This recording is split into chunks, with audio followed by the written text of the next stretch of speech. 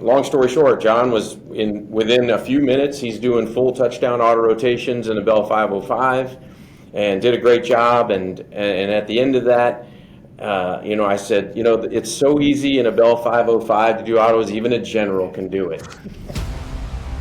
Welcome to Hangar X Studios, where former fighter pilot and host John Ramstead takes us on a journey across aerospace as it enters an historic period of innovation and transformation. Our guests include aviation experts, pilots, financiers, military leaders, and innovators of all types. Buckle up for another episode of Hangar X.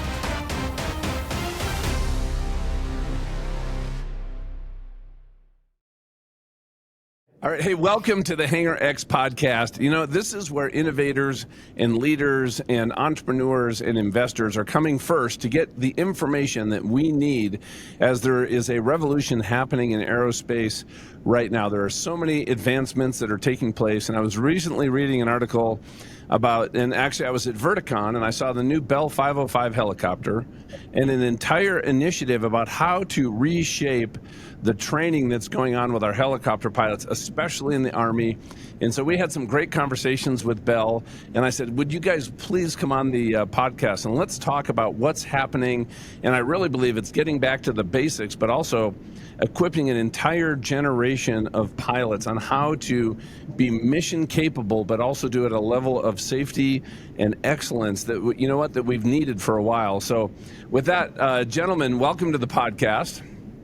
Yeah, thanks, John. Thank you. And so let me do a quick introduction here, everybody. We have Matt Dorram, Chief Warrant Officer, retired.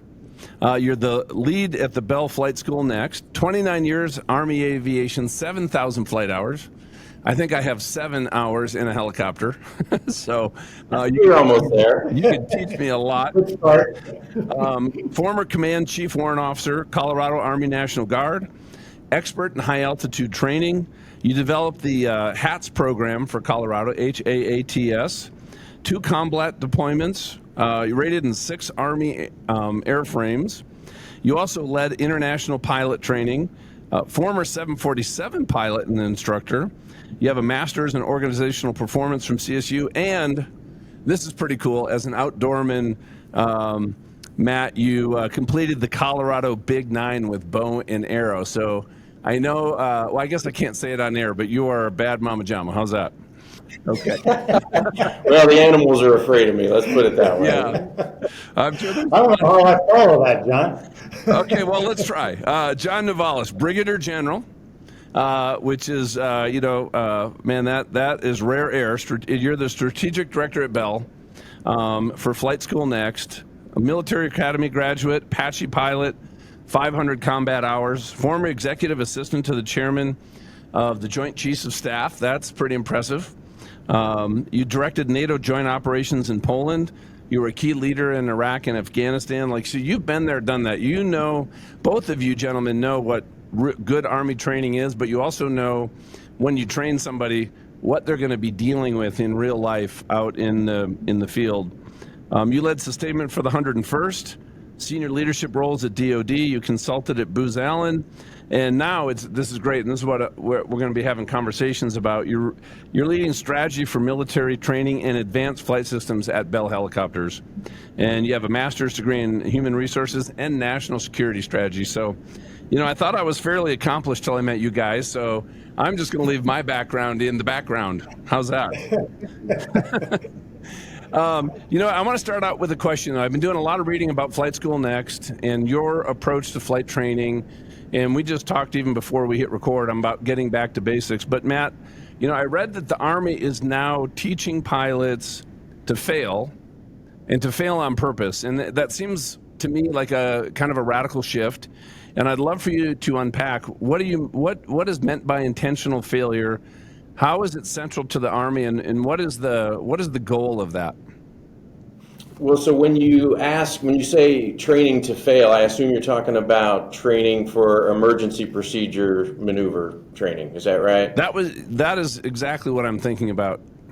Yeah, and so I think what you're talking about is what the Army really wants to go back to doing more so than what they do today. It's not that they don't do it today, but when John and I went through initial pilot training, every day was a training sortie where you spent very little time on how to do normal operations. What we really cut our teeth on and learned was how to handle the aircraft in every situation that it could go wrong. Something fails, engine fails, hydraulics fail, the tail rotor gets stuck in a fixed pitch setting. And so we learned to fly normal operations by way of training through emergency procedures. And that, I think, is what really helps create good, solid, foundational pilot skills, is when you can handle the aircraft in those adverse situations, it makes you a good pilot in the normal situations. I would equate it to, this might be a terrible analogy, but if anybody's a certified scuba diver, nobody really teaches you how to be a scuba diver.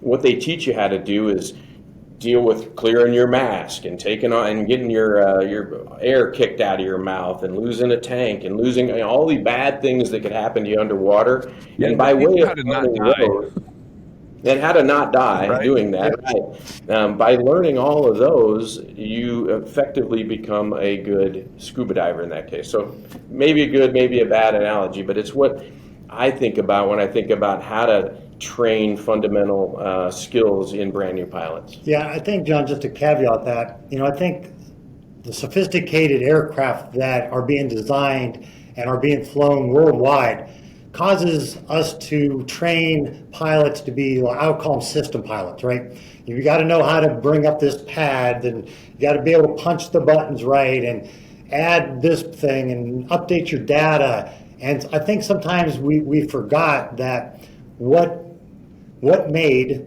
20 years of combat pilots successful in combat in Afghanistan and Iraq wasn't being able to do the systems. It was when something went bad, you knew how to fly the aircraft and you were confident enough to get it safely to the ground. I think that's the real key to going back to failing to be good, right? I mean, to show people what's the worst that can happen, and if you survive it, you go, okay, I got this. So yeah, so instead of a focus on proficiency of systems and operational excellence, which is very important, that's one pillar. You're talking about I have to have equal or greater proficiency on just flying this aircraft, because I need to assume in combat something bad is going to happen, and it could happen at any second. Is that fair? Absolutely. And not only just in combat, but even in training operations, combat training operations out there in the units. We're putting aviators in high stress, high workload environments, and if they don't have those foundational pilot skills, that's where things are going wrong for the Army a little bit today. Yeah, so John, maybe from your perspective, maybe from either a strategic or doctrinal background, how is the Army currently training aviators? What's the philosophy and mindset?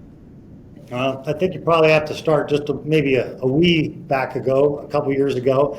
The Army made a decision based off of a whole bunch of really good reasons at that time to switch kind of how flight school was being executed. And it all started with the aircraft, right? So you update an aircraft and you bring a twin engine aircraft in, and it has pilot assisted controls, and over time, what you start seeing is that the pilots that you're producing at the end are strictly systems pilots. Probably the last 10, 15 years, there's not that many pilots who have done an auto rotation.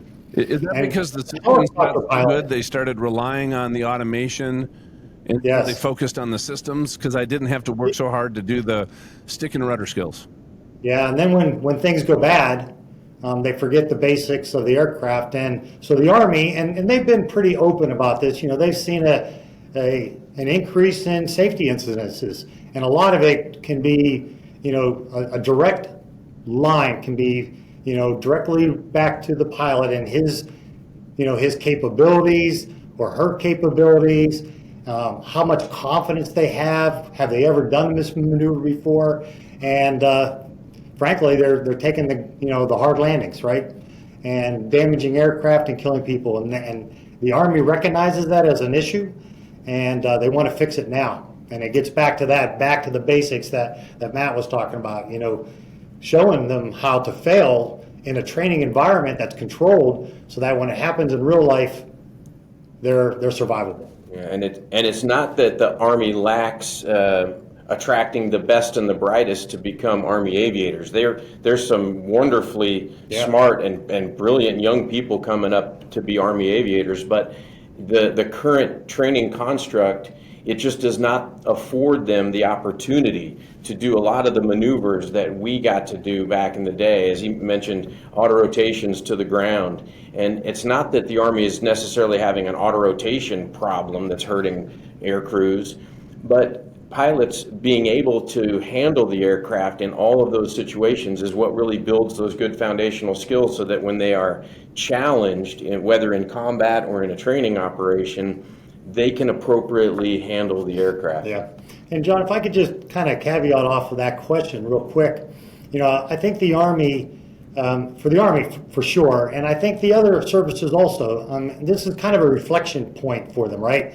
We're not in, full out combat operations worldwide, though we are out there, but it's not Iraq and Afghanistan where we got brigades of aviation, doing the BIM missions. So there's a reflection point here where the Army can take a breath and say, okay, what are our issues with flight school? And I kind of, maybe there's three. There's cost of the current aircraft is unsustainable in today's budget. So we know that, right? And we need a little bit more efficiency to the current fleet that's down there that's costing millions and millions of dollars. Okay. I think you have what we've already discussed, a fundamental training issue that you got to take care of and get back to the basics. And then I think on the third part is, I was telling Matt, we were kind of laughing before, but the same kind of curriculum that I went through, I don't even want to say how many years ago, but let's just say, over 30, that curriculum was the same one that Matt went through, and it's darn near what the young lieutenants and warrant officers are doing today. So the Army is going to use this reflection point to drive down cost, to increase proficiency of their pilots, and at the same time bring in modern training technologies and simulations such as VR devices and small agile stuff that can really get after the training. So I think the Army sees a 3 or a 4-prong problem set, however you want to look at it. They have the energy and the reflection time to take a break and take a small breath, and so it allows them the opportunity to go and fix what they see as their issues down there. And frankly, it starts with the aircraft behind us, right? Yeah, and it sounds like after the op tempo over in the Middle East for such a long period of time, and then things slowed down, the Army probably stepped back, did an after-action report, and said, you know what, pilot training is something we have an opportunity and actually there's a need to address. Is that what prompted all this conversation? Yeah, and really, as we mentioned earlier, the mishap rate right now, if you're tracking any of that within the Army, the Army's mishap rate is climbing at a pretty steady and a very unsustainable level there. So they're trying to get in front of that problem. Here's what I'd like to do, John, is could you walk me through what the Army's Flight School Next program is, how it came about? And I'm just wondering, right, I'm 58 years old. I went through military flight training in the Navy, back in the 80s and 90s. Are there some generational differences between you and also the people that are coming in, how they learn, how they think, mindsets that you had to take into account as you were looking at this initiative? Well, I think we'll start off, Matt being the instructor pilot. I'm gonna turn it over to him to talk through the current Flight School Next construct by hours, and that, okay. I think that'll kind of give us a little bit better picture so that I can answer the other portion of that. Matt.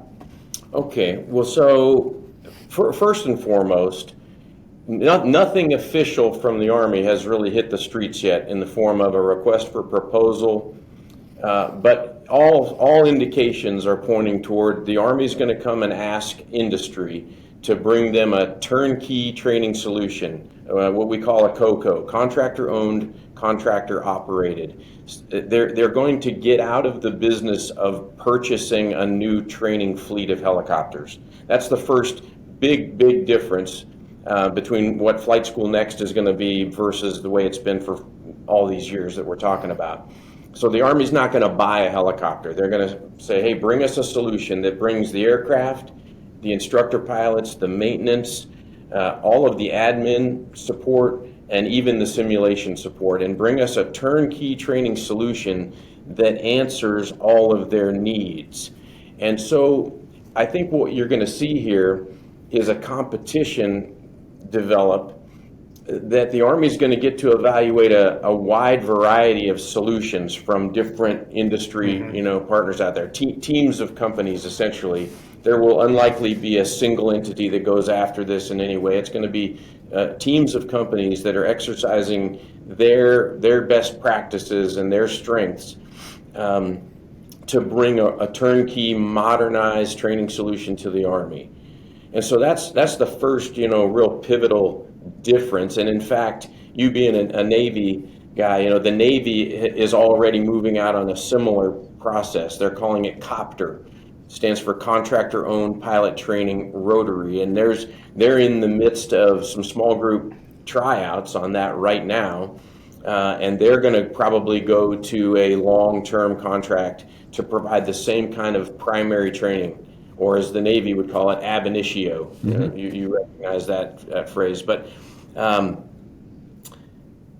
going back to, what we think the Army's going to come for, they want that turnkey solution that brings it all under one umbrella, one contract, to really modernize and refocus the Army on fundamental pilot skills so that they can then go on to the next phase of training in their go-to-war operational aircraft. Yeah, Matt, what problem does this solve for the Army? Well, it solves really all three that John just mentioned. It solves the cost problem, because right now what you have at Fort Novacell is you've got about 4 or 5 different contracts that provide different elements of what's known as IERW today, Initial Entry Rotary Wing. So 4 or 5 different contracts that provide those different elements, and the cost overruns are really killing the Army. So with one single new contract that brings the whole program, there's going to be cost savings for the Army. So that's first and foremost. They're going to contract with that team for this whole solution that you just outlined. Is correct? The goal. Yeah. Okay. Yeah, and remember, the Army owns the current fleet of aircraft. Correct. Right, they own them, which means they own the problems too. They own sustainment and the logistics trail and the maintenance of it, and depot level maintenance and everything. They own that whole thing. And so, I think, like I said, wow, you do an AAR and you go, why are we doing this? Especially when you look across the world and so many other, not only countries, but organizations simply say, send their guys to a certification training base. They get certified, they come back to them, and then the service can then train those individuals in, whatever their modern aircraft is going to be, right?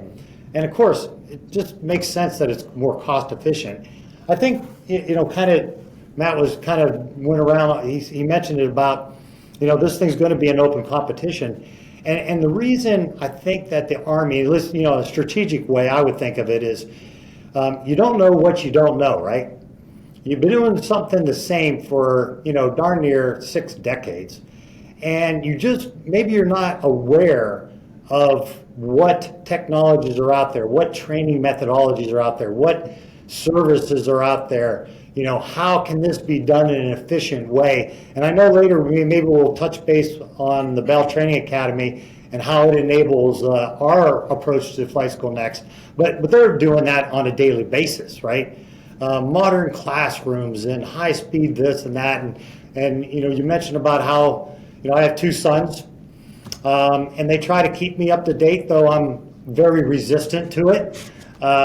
But they do keep me up to date, and I recognize that the way they want to learn and the way they are, instantly capable of grabbing any kind of device and immediately figuring it out because they're not afraid, whereas it would take me weeks, maybe months, maybe never.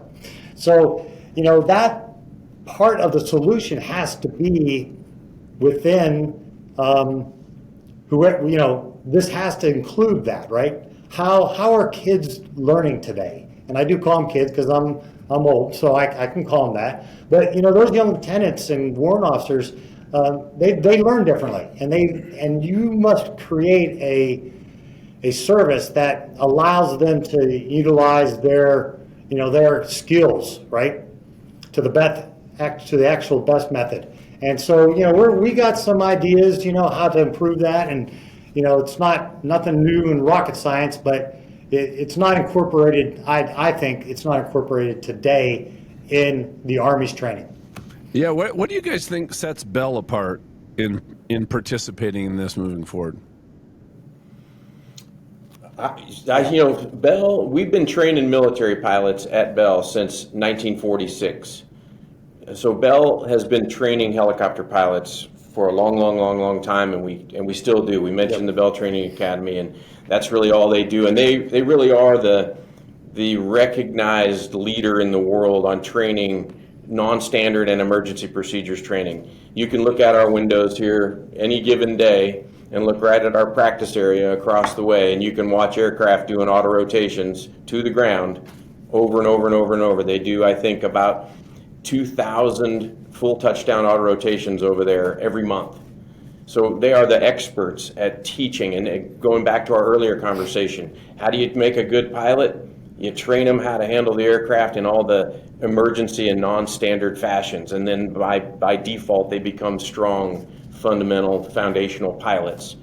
So that's what they do at the Bell Training Academy I also today. think, I got to actually throw in an anecdote, and his name escapes me. It was a gentleman I talked to at Verticon, but he went through the Bell Training Academy. He flies for a sheriff's department, and some of the extreme conditions, whatever, I don't know what low altitude is, the engine lost it like right at the edge of the envelope, 100, 200 feet, or certain winds, but you guys put him into extremist situations where you have literally a few seconds to react to be able to do the auto rotation safety, and he had such a level of confidence, he brought it back to his aviation department, which was out in California, but he was singing your praises as we were talking with him out there.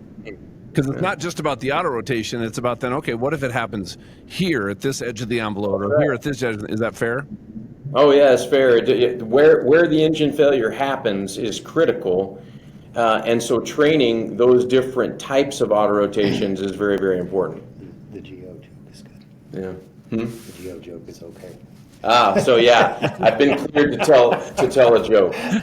Permission not even to a tell joke. a joke, sir. Go ahead. Okay, so we'll just share it with the team here, fun little story. So about a year ago or so, when John and I started working together on this program, I went to work for John. I had been pursuing the Flight School Next campaign for quite a long time, but had the good fortune to get John as my new boss.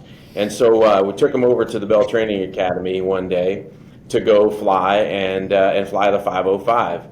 And so we got in there, and our chief pilot from the Bell Training Academy was flying with John. We put him up there first. And long story short, John was within a few minutes, he's doing full touchdown auto rotations in a Bell 505 and did a great job. And at the end of that, I said, it's so easy in a Bell 505 to do autos, even a general can do it.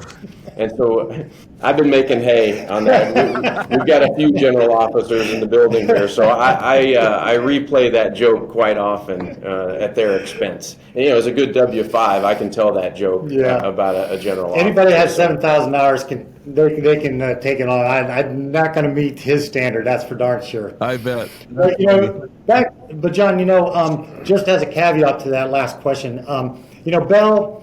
Not only do we produce a great aircraft, but man, we have such a great history with the Army.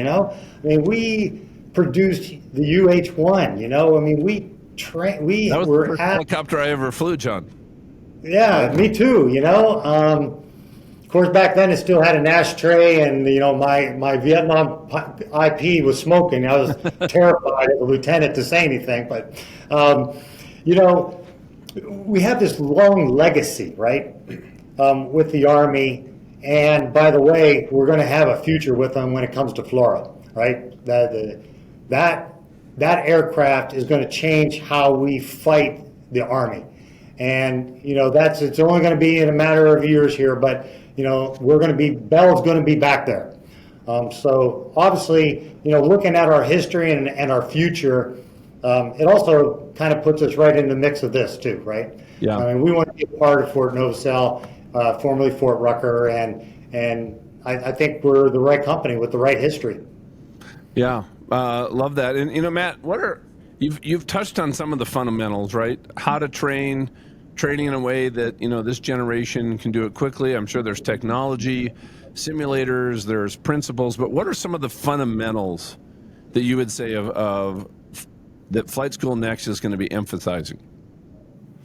Well, I think, again, John, not 100% knowing exactly what the Army is going to ask for and want to do, but it is our firm belief that they do want to, what I would call, go back to the future, and that is going back to training these maneuvers that we've been talking about, the different types of auto rotations, hydraulics off, stuck pedal maneuvers that really task those brand new student pilots to handle the aircraft in those situations. And what you have to understand is that in the current construct, just because of the limitations of the current training helicopter, those maneuvers are largely off the table. You can't do them. In other words, the current training helicopter is a twin-engine helicopter, and nobody out there in industry or military does practice auto rotations to the ground in a twin-engine helicopter. The inertia of the rotor system is too low.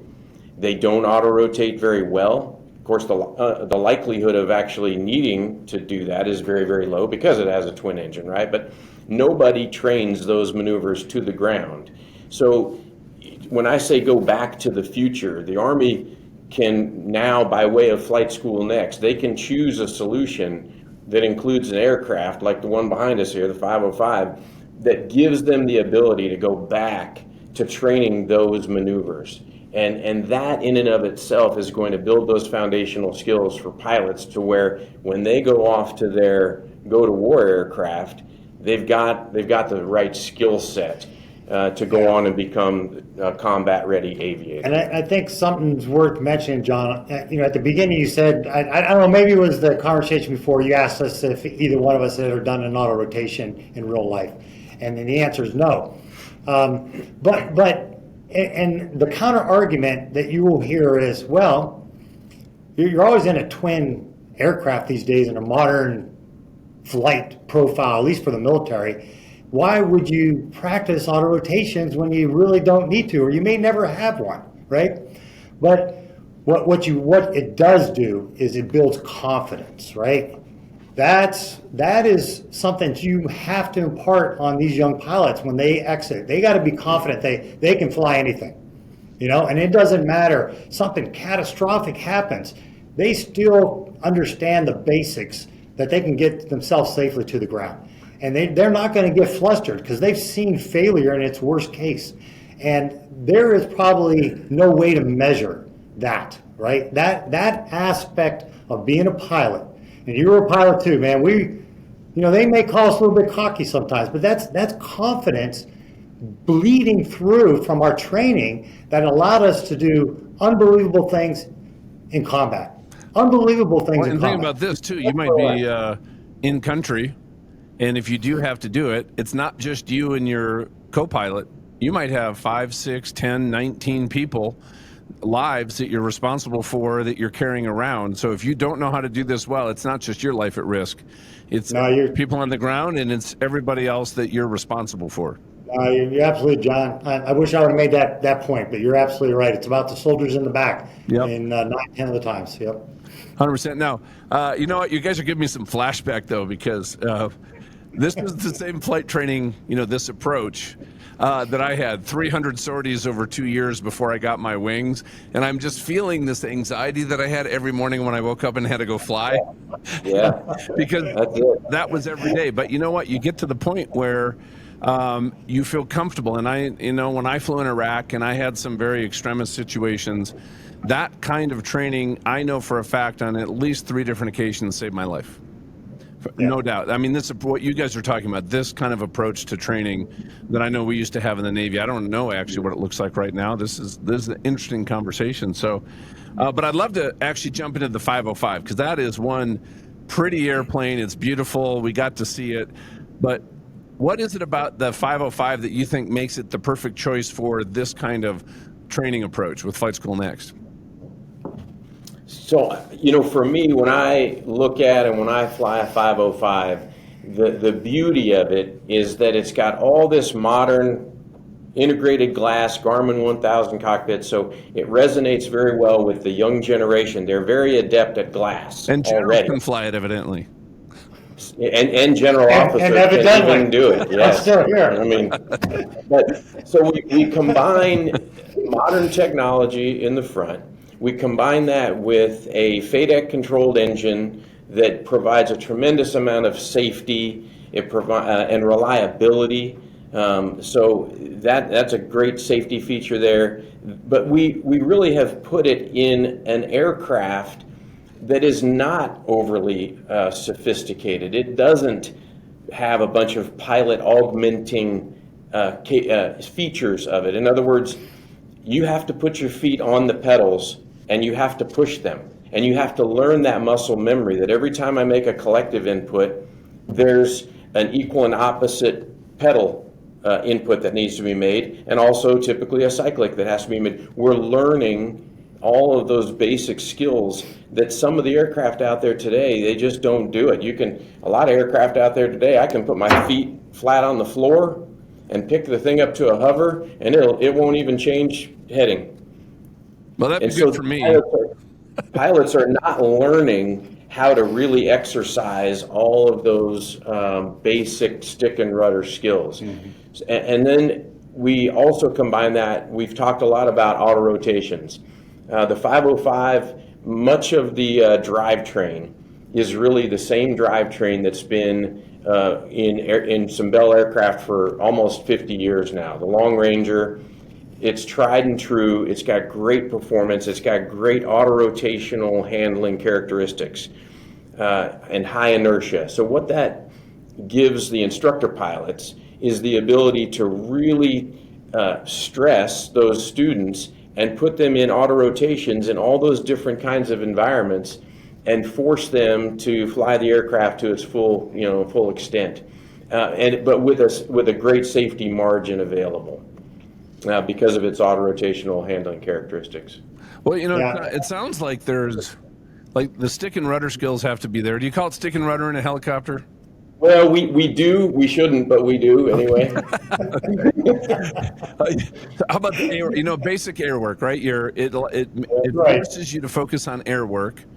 Fundamental. It sounds like it also has enough automation that I'm going to learn some of the system approaches that when I do transition to my fleet airplane, I'm going to be able to kind of maybe compress that. Is that one of the goals of the program or not?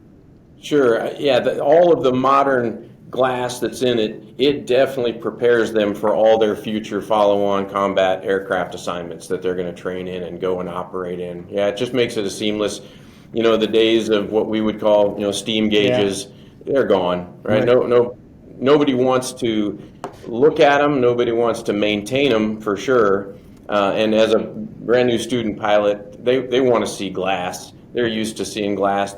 We're a generation now of student pilots who grew up with a glass phone in their hand. That's true. Yeah, I think on the other side too, John, it's the aircraft is it's easy to maintain.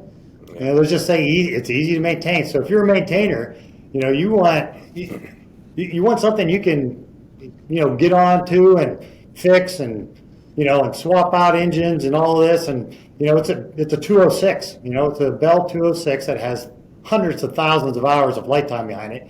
And, a lot of the basic transmission and that are the same.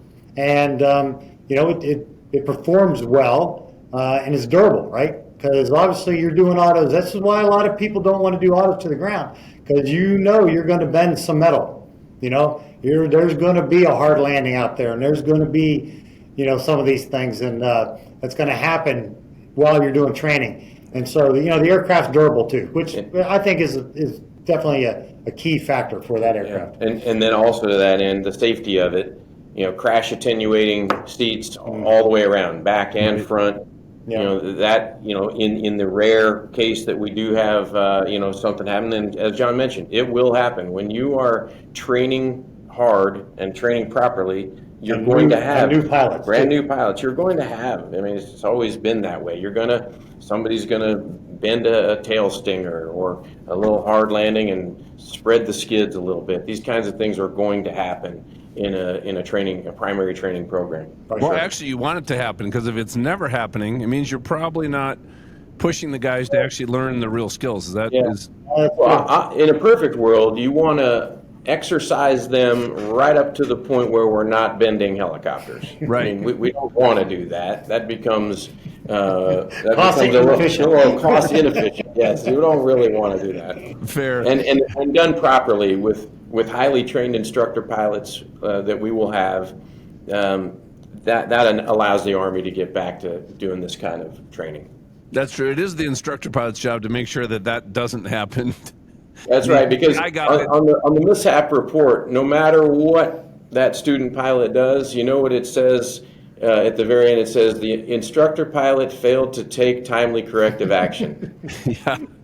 So it's always back on. I hate when that happens. I hate when that happens. Yeah. Well, compared to what the Army is currently using for initial helicopter training and other light helicopters that are either on the market or coming on the market shortly, how would you position the 505? How do you think about it in the landscape of light helicopters? You want that, or want me to take it? Go ahead. So I think it's the ideal solution for the Army. I think it fits right in the sweet spot. There are other single-engine turbine helicopters out there that will certainly be part of this competition in some fashion. There are other manufacturers that will come to play on somebody's team. But some of those aircraft, they maybe just aren't quite durable enough, robust enough to handle this kind of training environment. Because they could be doing 6, 7, 8 sorties a day, every day. Yeah, you're talking about, the Fort Novacell flight training machine, let's call it, it turns out, it starts a brand new class of 50-some aviators every 2 weeks. It turns out about 1,300 pilots a year. And that training, that portion of the training program alone is about 150,000 blade hours annually. So there is no other flight training program in the whole world that is like Fort Novacell. It's the busiest airspace, I think, in the country. The number of aircraft launching and recovering twice a day, 3 times a day, when you count the night periods. It's an incredibly robust flight training machine that never stops. But I think if you were measuring the aircraft, right, you would say, okay, I want a durable aircraft. I want it to have enough sophistication. I want it to be a cost-effective aircraft. And though you may take and find, an aircraft that's cheaper than the Bell 505, okay, you may find one that is, super durable. But when you add all those components together, like Matt said, you're in the sweet spot, right? You're in the sweet spot, and that makes that aircraft, and that's why, the Bell 206 was so famous for so many years, right? Because it was in the sweet spot. And this aircraft is right. It's a 206. This is just I would call it's like the modern incarnation of the Bell 206. A lot of the dynamic components up top and the drivetrain are the same as a Bell 206, but all then below that a purpose-built new fuselage, new seating, engine, and the seating arrangement. And one other training benefit of the 505 we didn't even mention yet is the back seat. And for me, again, put on my instructor pilot hat, that back center seat for the non-flying pilot, because you generally have a 2-to-1 ratio, 2 students, 1 instructor pilot. One is flying with the instructor pilot, and the other is sitting right there. And in the 505, they get to see everything that's happening in the cockpit as well as everything that's outside. So they are still learning, and I would say oftentimes learning more than the student in the hot seat, having to actually I would tell you that that would be invaluable for me. The way I learn, if I can watch somebody do something well, that's the way. If I could ever get an instructor to do a complex maneuver, whatever I was landing on an aircraft carrier, but I could see it done first, I could then replicate it. And if I could sit there and observe another student being instructed through it, and then it was my turn, that would be invaluable. And if everybody's basically getting 2 training hops per sortie, I think that's actually pretty brilliant. In all my years up at the high altitude training site, I did a lot of that training in Hueys, and that center jump seat for the non-flying pilot, they got to see and observe and learn so much watching the other pilot go and get his or her butt kicked by the environment. The environment known as, mountains up to 14,000 feet and strong winds, and I mean a place that will really make you work as a pilot. But getting to observe and absorb that information from sort of not being on the hot seat was super valuable. And so that same thing gets replicated in the 505 in this training environment. And I had a question too on mission readiness. So I'm guessing you guys are looking forward. You guys have both been there. You've been in the seats in combat.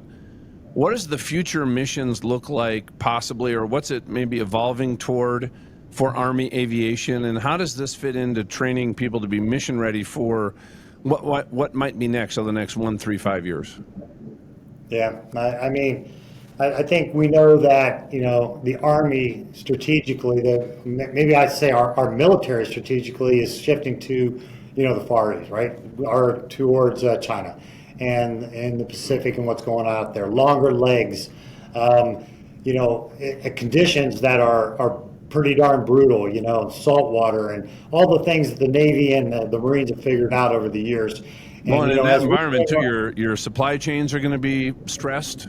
Absolutely. Right? You're going to be operating at a forward operating base. You're going to probably have to be as self-sufficient as possible, possibly. Yep. Yeah, and we're going to get a new aircraft, right? I mean, we are going to slowly, replace the Black Hawk and its limited speed and range, and bring on an aircraft that is all about speed and range, right? We're talking about something that flies like a helicopter, and at times when you need it, and it also flies, like a jet, right? Or not a jet, but a fast plane. And you got this whole new training that these pilots are going to have to be. They're going to have to be more sophisticated. They're going to be, maybe all by themselves out there, right?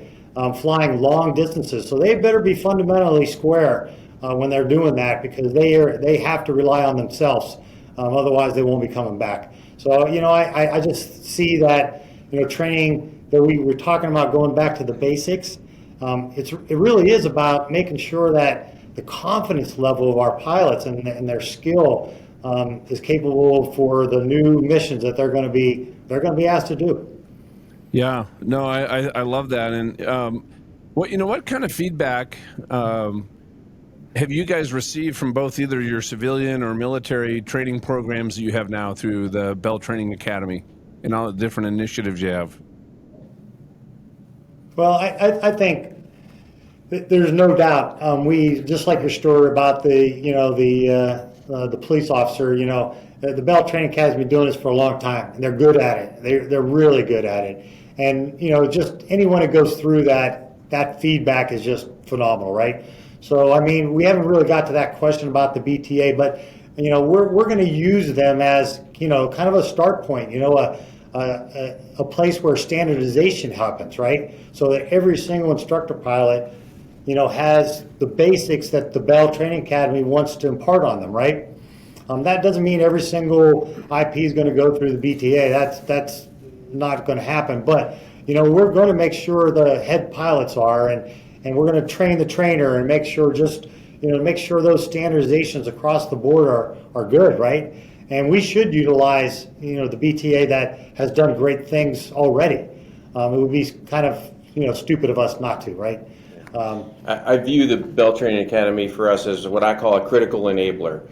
They're going to allow us to take a program that in its current construct today at Fort Novacell, they're not doing a lot of these maneuvers that we've been talking about over and over again. So we really have kind of what I would call half a generation of Army pilots, as well as some instructor pilots down there today, who have never done, let's say, an auto rotation to the ground. So we kind of have to start over and create a training cadre that prepares those instructor pilots to be ready to go take brand new students and put them through those paces. So it's imperative that our instructor pilots are the best that they can be, and that they meet the standard that we need and insist upon at our own Bell Training Academy. Hey, Matt, so you sound pretty pumped to help the Army pilots get back to the basics, because you know how important it is, don't you? So I'll tell you what, John, for us, the beauty of being honored to lead with John this capture for Flight School Next. So John and I, as well as our chain of command inside of Bell here, we're all a bunch of old Army aviators. And above all else, what we really want to see is that the Army gets the best possible solution to get the Army, what I would call, healthy again, and get them back to a place where they can put some of these problems and mishaps behind them. But first and foremost, we want the Army to get the best solution. We're very passionate about that. We're passionate, we're vested in it. We want them to get the best solution. And what's fun too is we get to sit around on a daily basis with 4 or 5 other aviators and not just swap stories, but talk about what would be the perfect solution for it, right? And that really is exciting, because that's how we're going to approach the problem set for the Army. We're going to give them what we think, as former aviators, what we would like to have for ourselves, right? Or more importantly, my sons. No, I love that. And gentlemen, I would like to also say, you've dedicated your lives and your careers to this country, to the Army, to Army aviation, to accomplishing the mission. You're still doing it in the civilian world. And I'm just incredibly grateful, not only what you do, but your whole team. And let's just say I could come out there, and after we had a fun day of flying, we're sitting there having a bourbon, a good bourbon, and we're around the fire pit, and I just said, hey, guys, what is that best possible dream? What are you guys envisioning, right? What is that legacy that you want to be part of with the work you're doing today? What would you share? Let's start with you, John, and then Matt, you can land the helicopter. Well, there you go. He's pretty good at it, though. Great. I think it starts off with kind of maybe a vision, right? It's a joint team called Bell and the United States Army, and we are producing the most confident pilots that we can possibly get. That, and these pilots, when they are trained, their ability to get into their modern aircraft and fly it is unmatched. And when they go to combat, they know they're going to win, right? They know they're going to win. And maybe there's 100 and 200 Bell 505s all painted gray and orange, sitting on the ramp down there training these pilots. Yeah.